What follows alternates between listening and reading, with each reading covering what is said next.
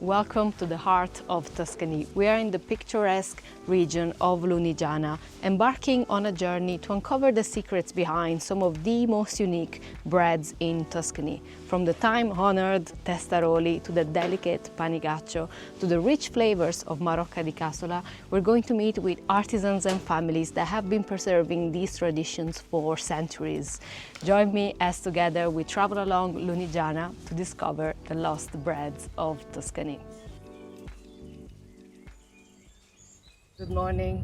Beautiful day today in Tuscany. I'm lucky because yesterday it was raining, it was miserable. I'm on my way to meet Giulia and Katia at La Vecchia Cascina. They're going to show me some traditional cooking in the testi cast iron cooking vessels. We're going to see the testaroli, which are one of the most traditional pasta, one of the oldest pastas actually that you can find here in Italy. I'm really fascinated by this cooking method.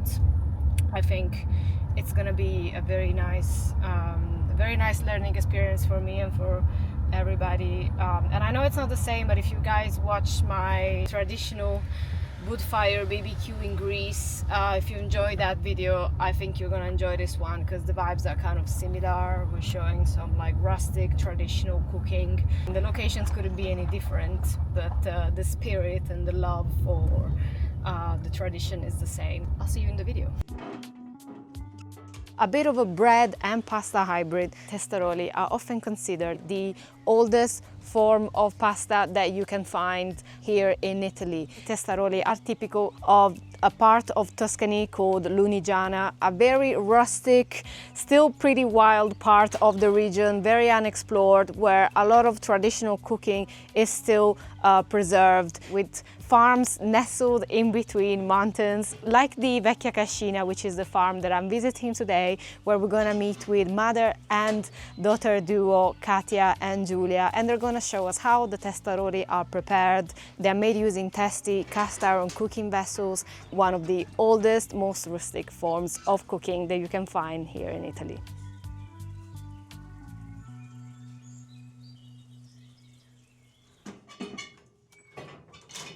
Testi are first heated until red hot, reaching very high temperatures up to 500 degrees Celsius. The testi are then taken off the fire and the food is placed inside, so it cooks slowly while the temperature goes down gradually. Importantissimo nel testo è la temperatura esterna, perché se c'è freddo il testo si raffredda subito e quindi devi essere in grado di bilanciare queste cose in modo che il prodotto dentro venga cotto in maniera corretta. Ecco. Questo è il soprano e questo è il sottano. Dishes that require long cooking times, like roast meats, use heavier testi that can weigh up to 40 kilos.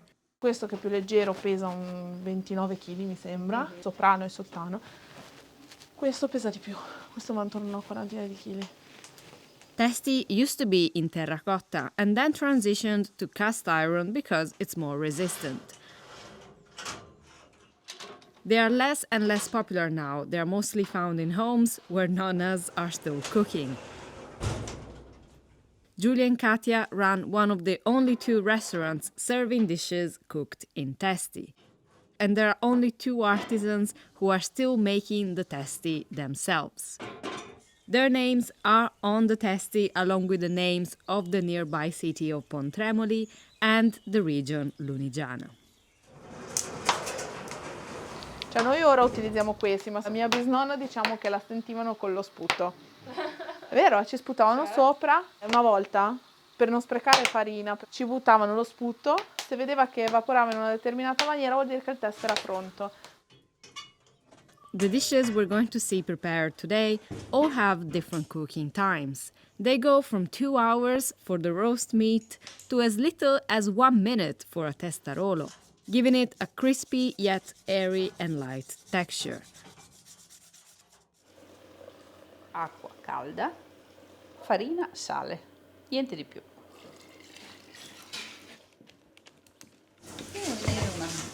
una consistenza semiliquida. È l'unico prodotto che va realmente a contatto con il testo. Non ha teglie, non ha carte, non ha foglie, non ha niente. Lo lasciamo riposare un momentino. Via.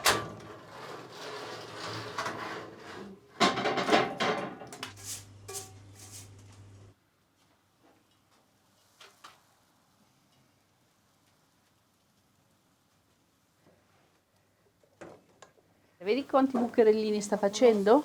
Sì. È diventato tutto bello poroso, una pasta porosa.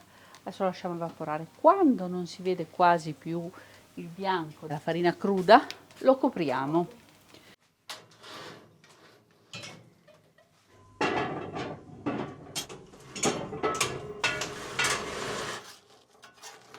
Ecco qua il testarolo. Voilà.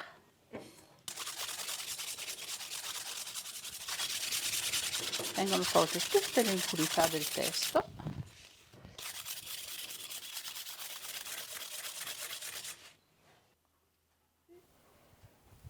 Trasparente? Sì, più o meno. È bollente. Mangialo così bello caldo.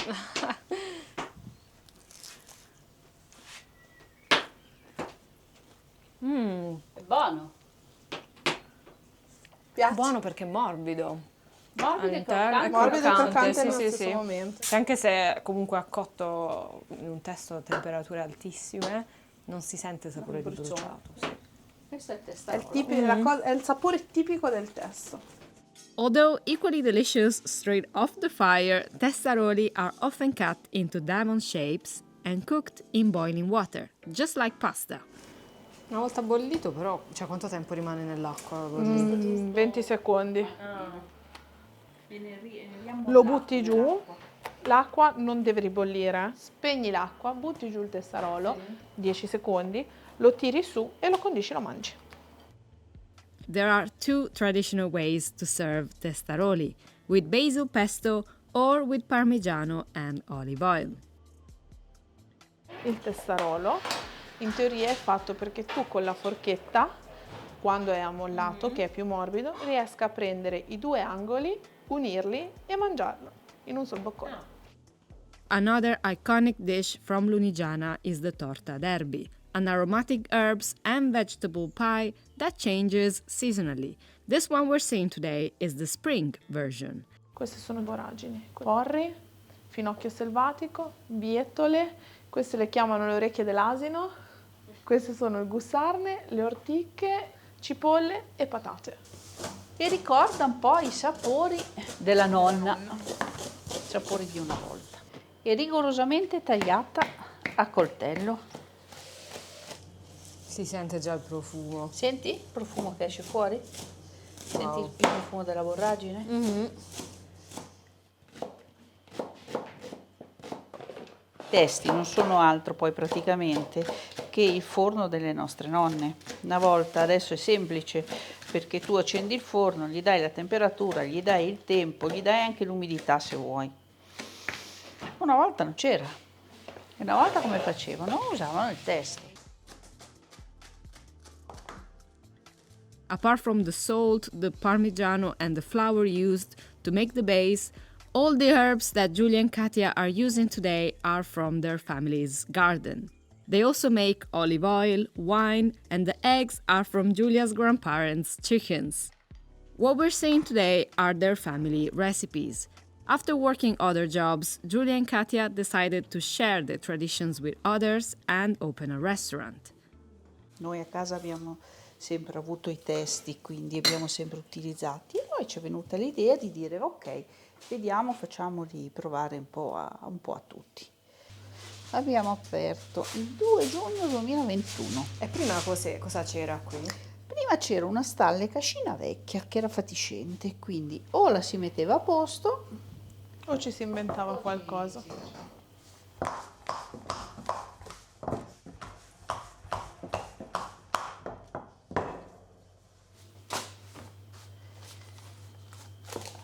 un tempo si utilizzavano le foglie di castagno come base, ora noi per comodità utilizziamo la carta da forno.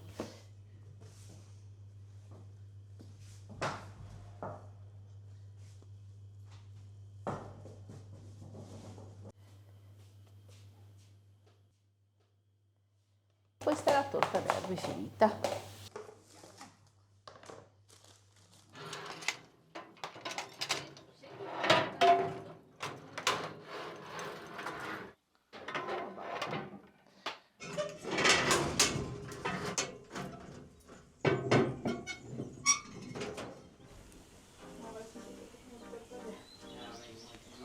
The smell is unbelievable.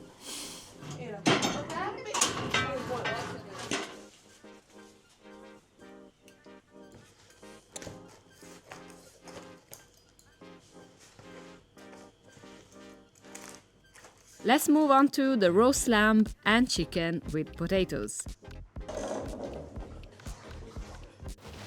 Sali la carne, un pollo,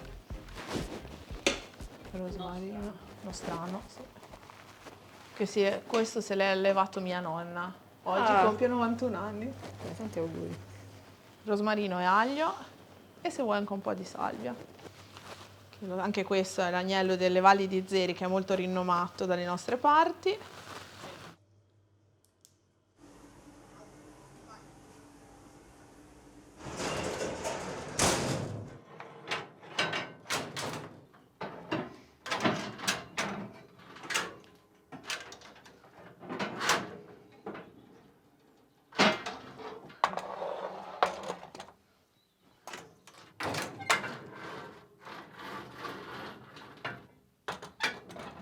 E questo adesso se ne sta qua un'oretta circa. Senti come sfrigola? Sì. Vedi? Wow. Sento molto le erbe.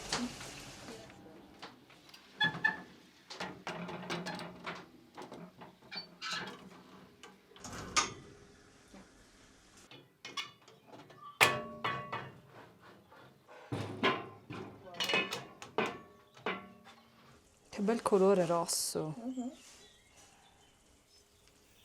E dentro non è bruciato.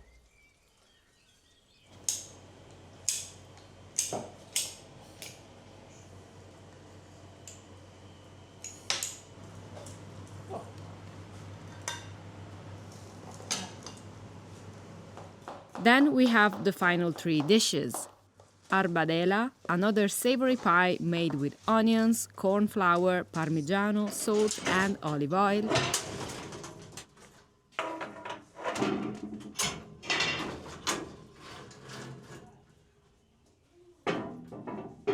E voilà l'arbadela.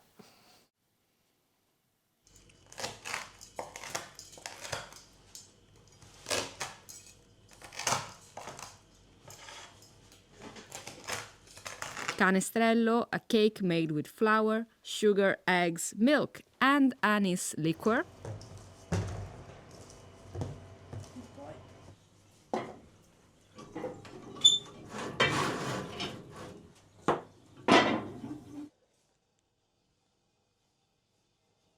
Carsenta, another traditional nonna's bread made with flour, water, yeast and salt.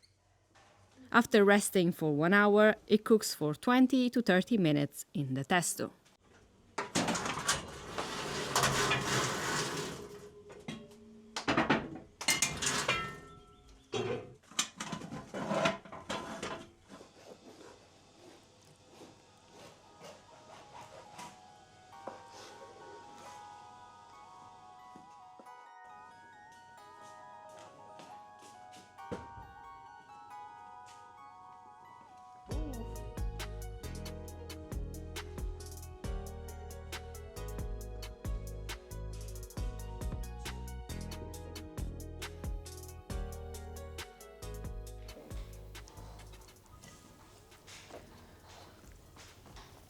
Ti piace il testarolo?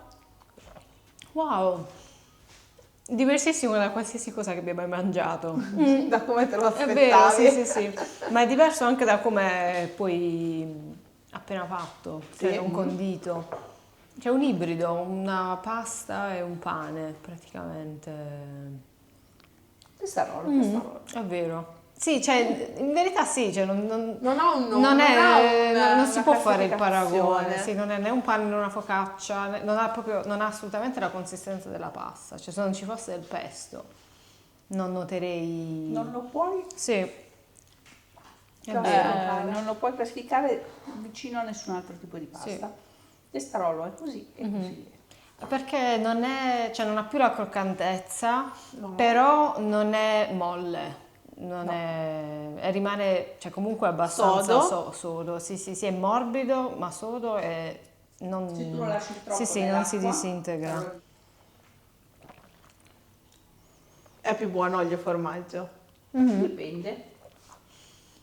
Sì, ha un sapore un po' più rustico, Più buono. si sente di più il fondo del testo. Acqua o vino, Del cosa testarolo. volete? Buono.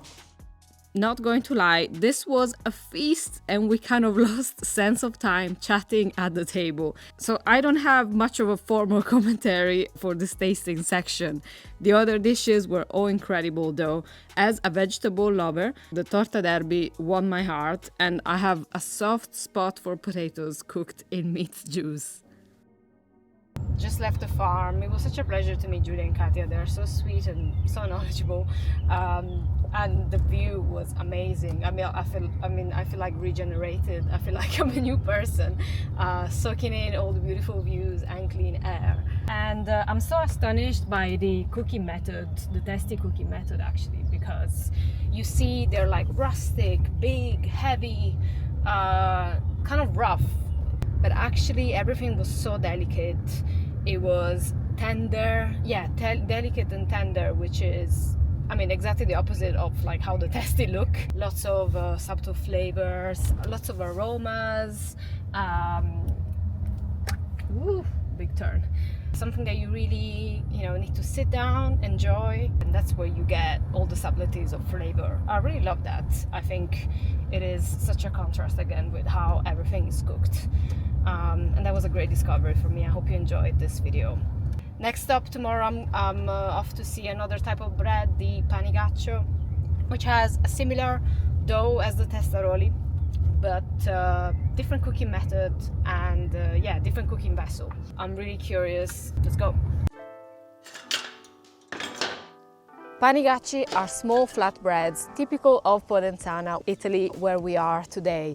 Although small, they truly reflect the history of the territory here and its people, from the flour to the actual cooking vessels used to prepare them. We're going to follow brothers Matteo and Roberto that run the Da Gambin restaurant here in Podenzana. They make thousands of panigacci every day during service, and their surname is actually Podenzana. But first, Matteo is going to take us to a local workshop, the only one here in fact, to see how Testi are made, the cooking vessels of the iconic panigacci. Let's go.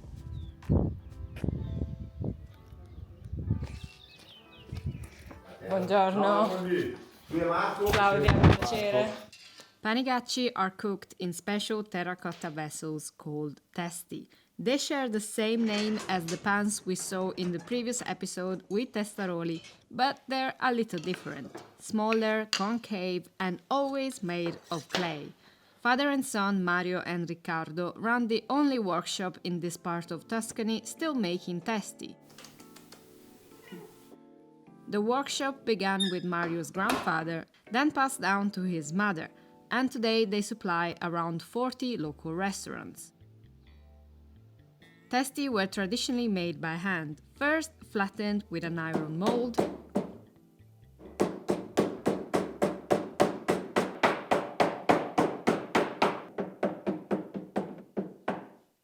then shaped with a softer wooden one.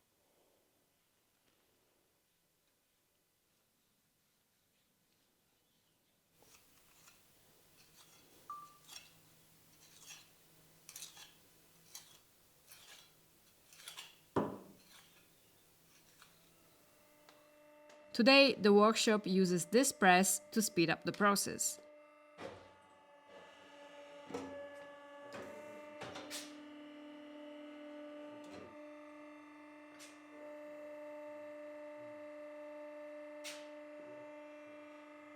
After they're shaped, the testi need to dry for a few days before being baked in the kiln. La camera di essiccazione, okay, dove vengono fatti asciugare. Tra l'altro si utilizza il calore di recupero del forno, okay? Avviene in maniera quasi completamente naturale, nel senso che non viene scaldata in maniera, ma recuperando il calore di produzione del forno di cottura viene scaldata la camera e i testi riescono a scaldare. While for testaroli, the old terracotta pans were replaced in the 20th century by cast iron, here in Podenzana the testi never made that transition. E c'è un'altra grossa differenza tra la comunità di Podenzana e la comunità pontremolese, quindi del testo di Ghisi e del testo di Testarolo. Noi siamo una comunità prettamente agricola, okay? E se andiamo indietro negli anni, probabilmente da un punto di vista culturale e anche diciamo, di cultura e di educazione molto più basica, okay? Eravamo fondamentalmente dei contadini e dei boscaioli. E a Pontremoli c'è una cultura molto più importante. C'era sede di notai, avvocati, professori, studiosi, e quindi questo ha permesso, loro scrivevano. A noi abbiamo tramandato queste cose da padre in figlio e a livello orale, ma non le abbiamo mai scritte. There are no written records explaining why, but there are strong links to the local geography and the clay found in this valley. In questa montagna qua, quella che tu vedi là, che ci divide dalla provincia di Spezia, dal comune di Bolano, c'erano delle vecchie cave, soprattutto di produzione, si trovava un sasso, che si trova ancora tutt'oggi, che è questo sasso, definito sasso morto. È un sasso che si sfarina molto. Okay? Se tu lo batti, vedi che si sbriciola, Sì. okay? E viene battuto addirittura con le mani. E ha questa caratteristica che quando tu lo batti col martello fa questa polvere, questa sabbia, che diventa sabbia, che poi viene setacciata e mescolata con l'argilla e ottieni questo impasto dal quale viene poi prodotto il testo. Ed è questa economia ha permesso, per una serie infinita di motivi, ti ripeto, che qui si è continuata la produzione del testo di terracotta. Insieme ovviamente alla produzione del panigaccio. We now move to the restaurant where Matteo's brother Roberto is going to show us how panigacci are prepared. Questa è farina macinata a pietra, abbastanza scura, di grano della Lunigiana, ma grano bollero. Mettiamo un po' di sale. L'acqua io ce la metto un po' tiepida, L'impasto del panigaccio come deve essere? abbastanza denso, però non che si possa lavorare con tipo una pastella, ecco. Quindi non è un impasto che lievita, giusto? No, non ci va lievito, non va neanche fatto riposare, anzi, più fresco è e meglio è. Ci vuole un po' di energia. Di solito ogni chilo di farina ci viene sui 15-20 panigacci. Quando ci lavoriamo si arriva anche a qualche migliaia. Originally, panigacci were made with millet flour, farina di panico, which might even be where their name comes from. Ecco, andiamo. Fuoco di sotto pronto.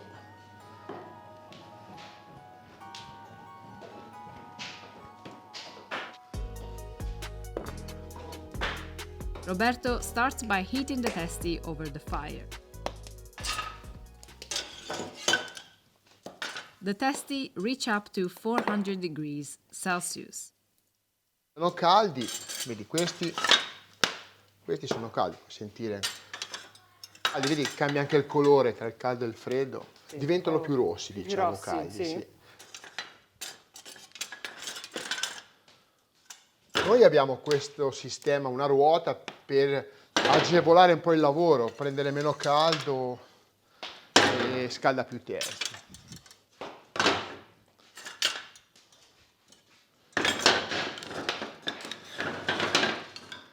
Questi ora sono molto caldi, bisogna aspettare che raffreddano un attimo. He then pours the batter inside and stacks the testi one on top of the other.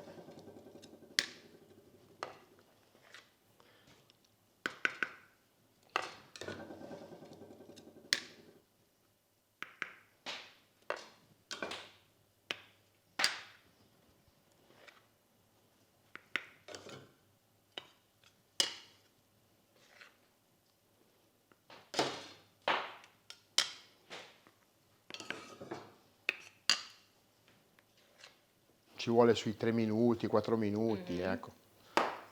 La difficoltà nel panigaccio è il calore del testo, perché se il testo è troppo caldo brucia, invece se è troppo freddo si attaccano. Sì. E allora ci vuole un po' di mano, un po' di esperienza, ecco. Vedi, iniziano a cuocere dentro, si staccano e iniziano a cuocere.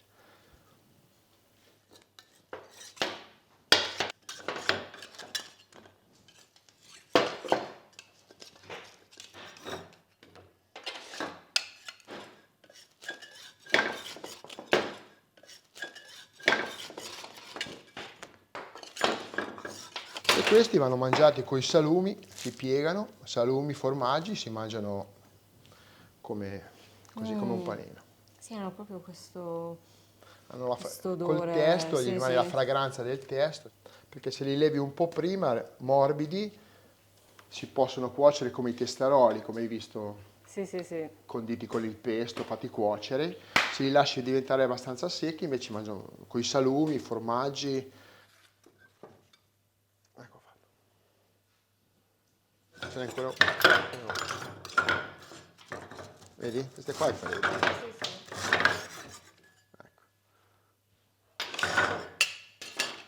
Roberto and Matteo can make hundreds of panigacci a day. When service is busy, the testi go straight back on the fire to make more. Questi infatti sono vissuti, vedi, c'è certi più nuovi, certi più rotti, noi, vedi questo ha perso già un po', questo è più nuovo, diciamo finché vanno, noi li tiriamo.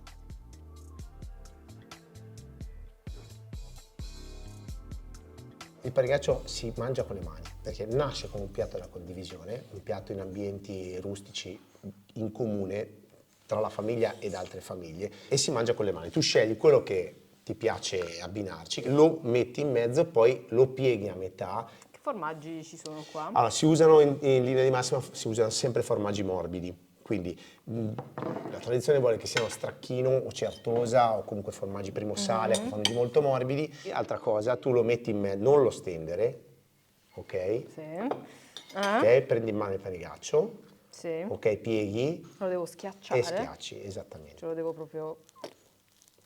Ok. E lo mangi esattamente così. Sì, sì.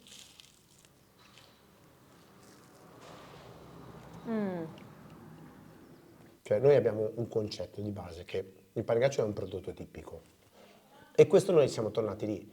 Soprattutto una volta non si macinava a cilindro, ma si macinava a pietra e questo permetteva di avere un prodotto che fosse il più naturale possibile, il meno,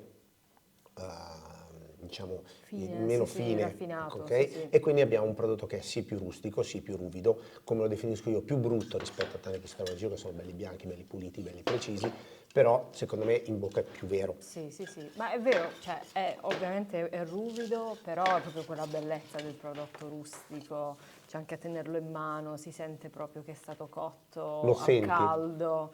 Sì, il Cioè, testo fatto a dà mano, sì, sì. questo colore e questa sensazione molto ruvida, molto rugosa, soprattutto permette a quelli che sono i sapori e i profumi che derivano, che vengono dal legno. E poi è bellissimo comunque anche quel contrasto tra caldo e freddo, tra il formaggio fresco e il panigaccio caldo. Che è completamente diverso rispetto al Sì, testarolo. e poi non è secco, cioè è ruvido, è rustico, ma non secco. Ma perché? Sì, sì. Allora, Ah, intanto ha questo spessore che permette all'interno di mantenere un grado di umidità. Questo tipo di farina permette comunque di mantenere una fragranza, una friabilità anche quando diventa un po' più freddo, altrimenti con le vero. farine tecniche avresti un prodotto che tende ad elasticizzare, ma perché sono nate per la Sì, sì, panificazione, non per queste cose. E poi hai dentro questi piccoli buchini che sono dovuti diciamo, al vapore che se ne va, che lasciano questo senso di crack quando lo mastichi. Il testarolo invece ha una cottura diversa, una consistenza diversa. sì, un po' più spesso. È leggermente più spesso, è molto più spugnoso rispetto al panigaccio, ma perché non fa questa crosta dura sulla prima, anche perché comunque le quantità sono diverse, riguarda un'unità differente e poi nasce per essere mangiato in una maniera diversa.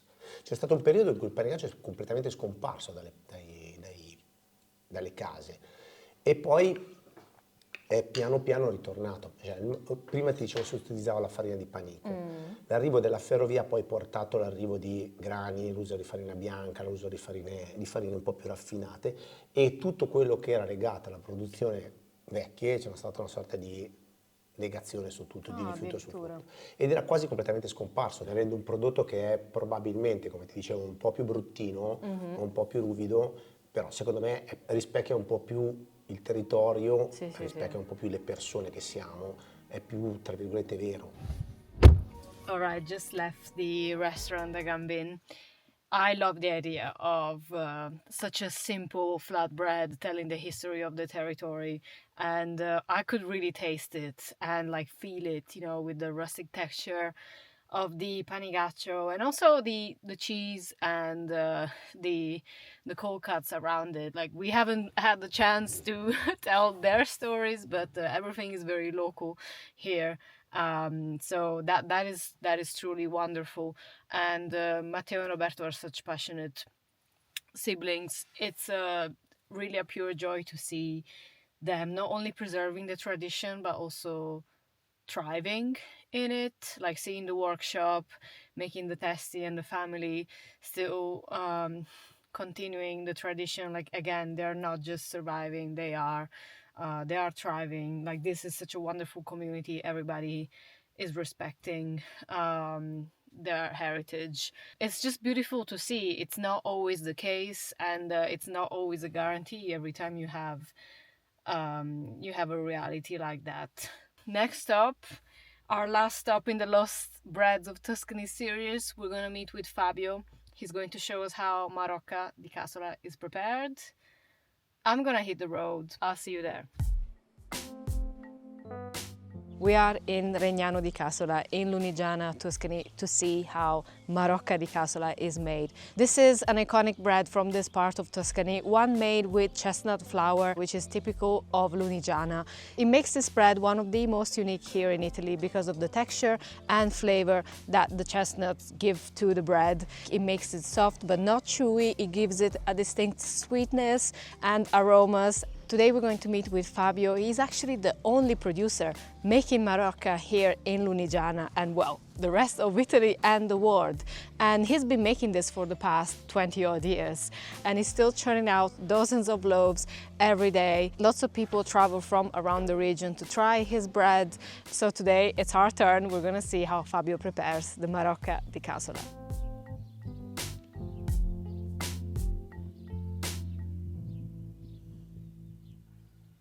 La ricetta non è un segreto, la magia viene dagli ingredienti che ci metti dentro. Fabio is going to make 2 breads today, Marocca di Casola and pane di patate di Regnano, a local wheat and potato bread. La Marocca ha un valore importante, identitario per questo territorio, e fino al dopoguerra era quotidiana anche la Marocca, si faceva magari una fornata alla settimana, al sabato, per tutta la settimana, di pane e Marocca, perché c'era tanta farina di castagno. Poi dopo piano piano si è perso la cura del castagneto e si è perso anche il pane. Uno è un pane quotidiano, l'altro non lo è più, è un pane da degustazione, da antipasto, insomma è diventato questo prodotto che divulga il territorio, questa è la mia visione. For the bread he uses sourdough, wheat flour, boiled potatoes, water, yeast and salt.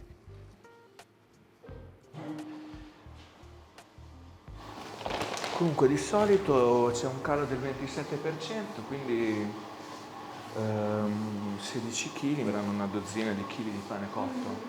Adesso lo lasciamo assorbire, vediamo se rivuole un po' d'acqua, cosa probabile. Perché il nostro grano antico non vuole tanta acqua, me ne sono accorto di recente usandolo, perché è un grano debole, ecco.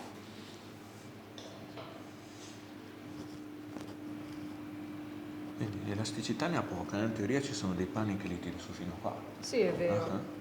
Questa ne ha poca, però è una bella pasta. Non è...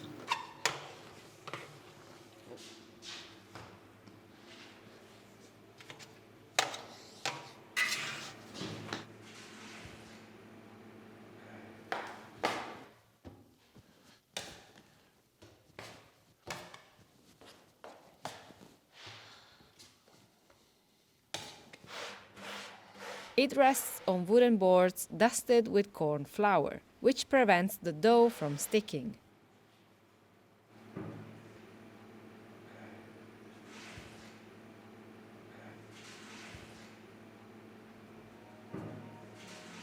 Questo è il grano.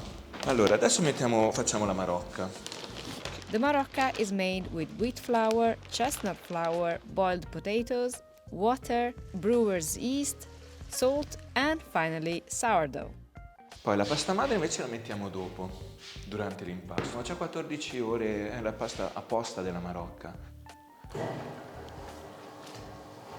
Questo è il lievito di birra. Questo ci vuole perché altrimenti da sola non ce la fa. Poi si sente noterai, proprio l'odore si di... sente, arriva un po'.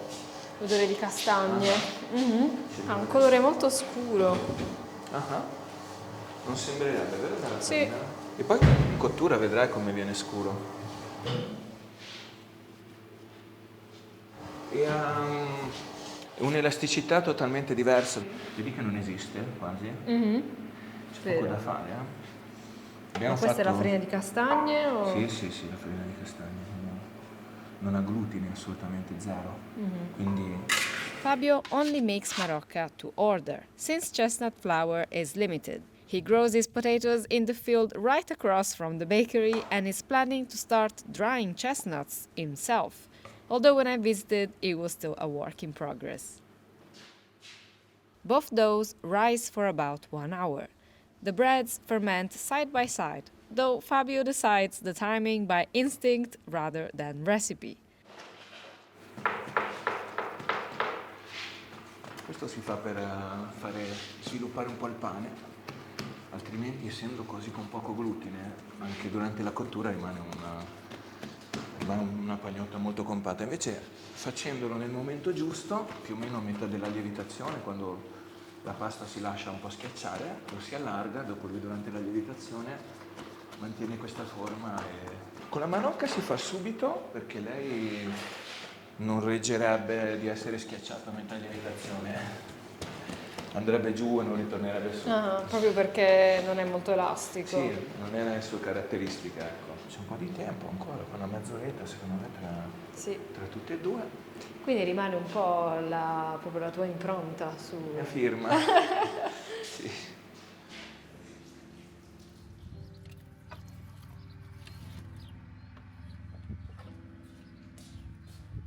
Fabio's huge wood-fired oven is the heart of the bakery, and keeping it running is a job in itself. He uses local chestnut and oak wood to start the fire. This rugged mountainous area of northern Tuscany was once sustained by chestnut forests and small farming communities. For centuries, almost every home had its own wood-fired oven, and families baked their own bread, especially marocca di casola, out of necessity. But as people left the mountains in search of work, marocca nearly disappeared, until Fabio stepped in. After working for years in bakeries across Tuscany, he always knew he wanted to come back home, and marocca gave him the reason to. E poi c'era questo gruppo di persone che faceva la marocca, che stava chiudendo il forno e io sono subentrato, è capitato tutto perfettamente.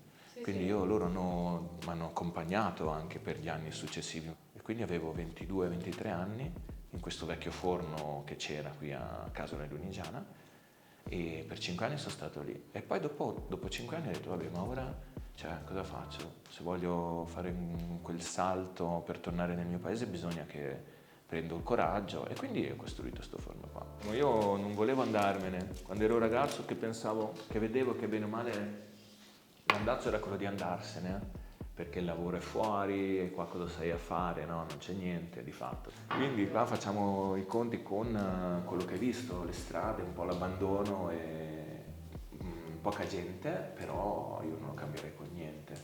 Quindi dopo oramai, quanti anni qua? 15 che sono qui, ormai comincio a sentire storico anche questo posto, ti dico la verità. Prima era nuovo, adesso un po' la pone, un po'... Sì, sembra sempre nuovo. Sì. Com'è? Sembra sempre nuovo. Sembra? Sì. Gentile.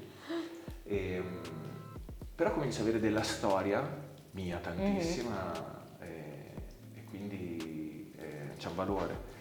E arriva gente, turisti, persone che vanno a scuriosare, che vanno a cercare la Marocca, giustamente. Sì. E per me è una soddisfazione enorme.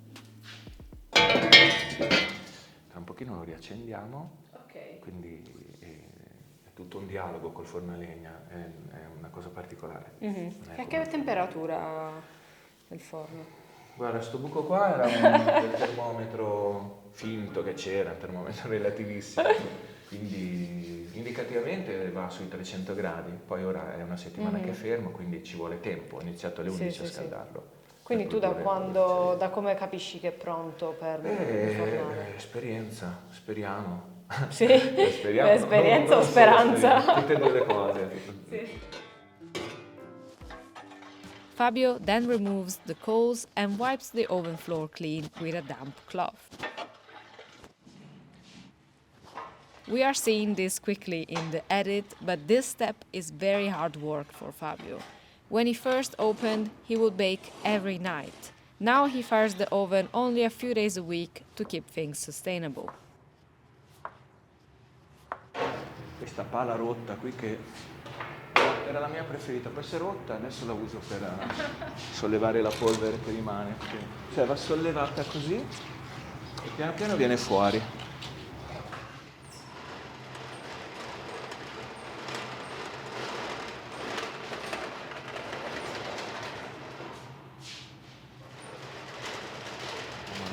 Siccome è pane con grano 23, la mia firma, diciamo, non lo sa nessuno ancora, ma è una cosa da fornai malati, e sono 2 tagli in una direzione e 3 in un altro.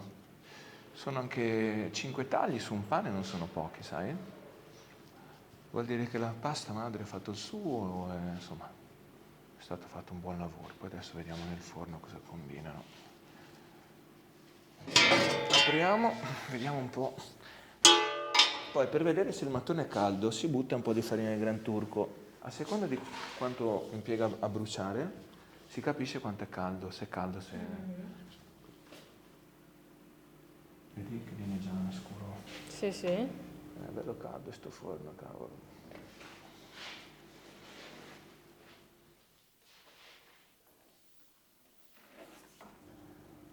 Un po' paura che sia troppo. Già, andiamo avanti.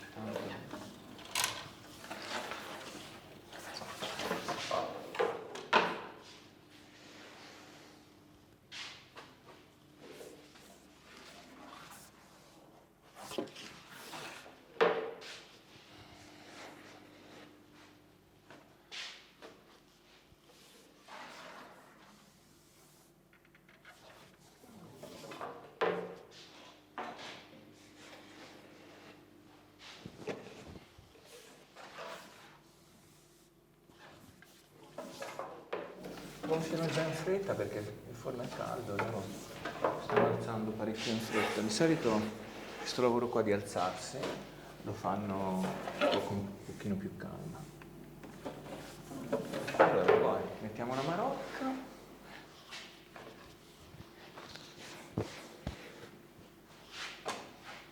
Due.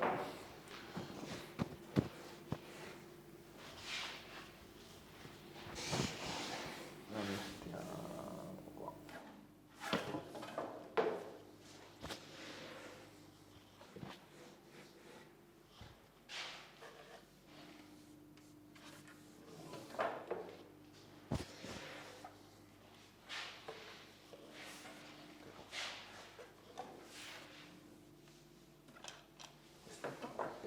The breads bake for about 1 hour, although that depends on the oven temperature.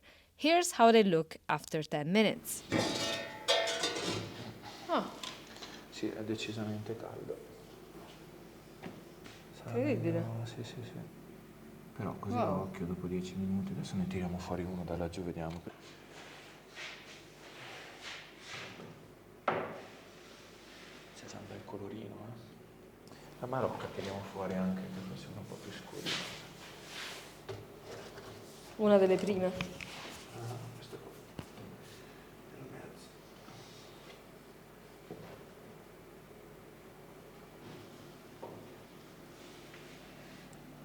E non è pronto? secondo me perché è ancora crudo, ma cioè, il colore è a sufficienza. Anche. È il suo colore, cioè, Sì. non ne deve vedere di più. Mettiamola davanti, cuociono meno.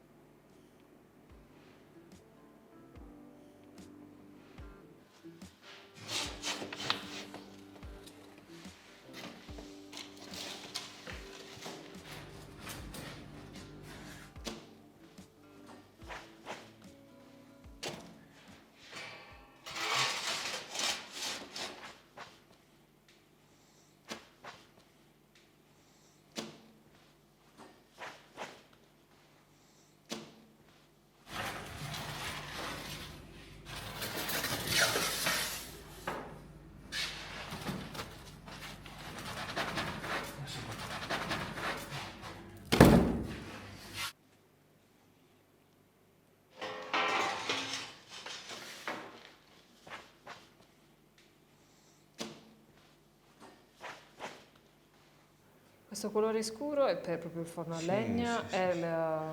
Hanno una piccola farina, bronzatura di troppo in realtà, ma piccolissima bronzatura. Today, Fabio made 28 large and 10 small Marocca loaves. Let's try one with some honey, chestnut honey, of course.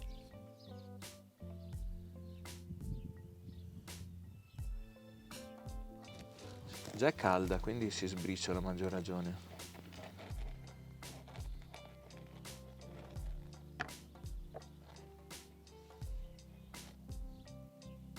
Beh, si vede che è morbida però dentro. Sì, no, guarda, Wow. spettacolare. Sembra un dolce. Sì, sì, sì, ma davvero.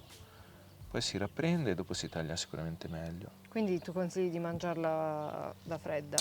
Così è super fresca, sicuramente è un piacere, però ecco, tiepida o comunque fredda.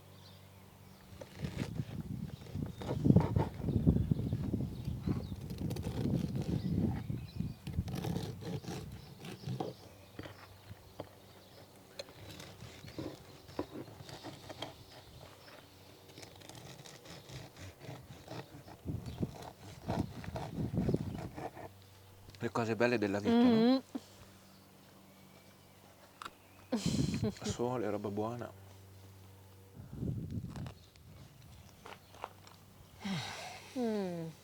Buonissima. Proprio un'ode alle castagne, praticamente. Non si sente? È Con questo dolce? miele qua sì. Sì, però ha una dolcezza, vabbè che c'è il miele anche su. Sì, ma poi è Sì. cioè un dolce strano, perché castagna, ma essendoci anche il grano, sì, è un Sì, sì, equilibrio sì. particolare. Quindi è la Marocca di casola, cioè così, c'è niente vero. da fare. Non tutte le castagne sono adatte a diventare farina, invece le nostre qui della Lunigiana e Garfagnana assolutamente sì. Ottima colazione. Per questo clima Sono le varietà, chiuse tra le montagne, diciamo. chi lo sa. Mhm. Sono tante varietà, ce ne sono 2 o 3 Sì. più specifiche. Sono sempre state coltivate, adesso a parte l'abbandono che c'è, però sono state anche ben coltivate, quindi hanno prodotto poi negli anni questa caratteristica di diventare ottima farina. Wow, sì, ma davvero ottimo perché è morbido, c'è questa mollica veramente, cioè, invitante che ha assorbito tutto il miele. Sì, sì, poi quindi col non si miele- rompe, figurati. Sì, però non si rompe. No? Considera vabbè, la fragilità adesso della Marocca appena sfornata così, però io la propongo sempre per colazione perché non si rompe, ci penetra dentro, viene un capolavoro. Mhm. Un castagno, acacia, può essere il miele. E anche la crosta è bruciata, ma non è dura. Wow. No dai, venute bene, dai, promosse. Con cos'altro si mangia? Allora, dal dolce al salato, miele, marmellate, dicevo, Mhm. salumi e formaggi in genere, lardo di colonnata tra i salumi, prosciutto, pancetta, ci sta molto bene, un'ottima base per qualsiasi abbinamento. Beh, Spettacolare. non smettere mai. No, andiamo avanti, Sì, sì, sì. finché ce la faccio. Our journey discovering Lunigiana's rich culinary traditions is coming to a close. I hope you have enjoyed this deep dive on the region's breads. As you can see, bread is such a basic and simple product, but one that can have so many facets depending on where you are and depending on the traditions and the surroundings of the area. And I do think that it truly reflects the history of a particular area, and that is of course true of the Lunigiana region of Tuscany. If you've enjoyed this series, please like it on YouTube and leave a comment. Let me know which bread is the one that has sparked the most interest in you, and if you have tried some of these products, let me know as well. I would truly like to know. And yes, this was a bit of a bigger production for me, so please support the channel with a like, and if you haven't subscribed yet, what are you doing? Let me know if you would like a part 2. There are actually many more lost breads in this region of Tuscany, in the rest of the region, and well, in the rest of Italy. So let me know what you think. I truly appreciate your feedback, and I'll see you in my next video. Bye. Oh, that's following me.